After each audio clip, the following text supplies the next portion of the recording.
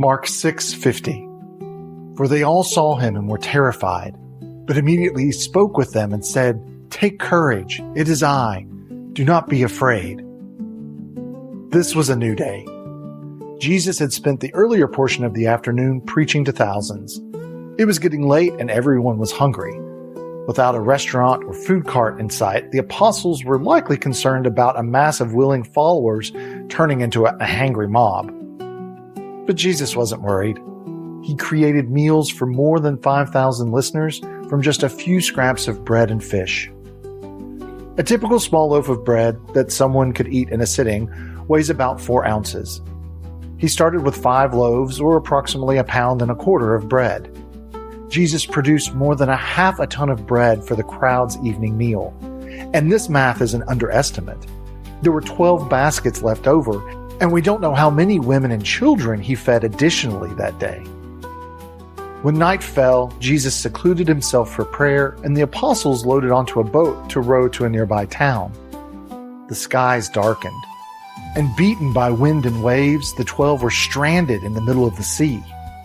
Jesus witnessed their peril, tossed and tired in the churning water. He stepped across the water and rescued them. Simon Peter and company were awestruck and afraid of the might of their teacher. This was a new day.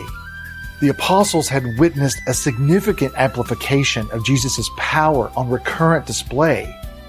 Previously, the 12 had experienced his command over sickness and death. They had gone out in pairs and taught and performed miracles with his authority. But this day, he was more than healer. He showed them he was God. This day, Jesus confirmed his role as limitless provider and master of the elements. On this new day, the world had dramatically changed for the apostles. This new day is available to all of us. Remember that God can make a ton from 1 pound of whatever we need. When we are empty, God will fill us. When we are tired, He is our rest. When we are lost, He will bring us home.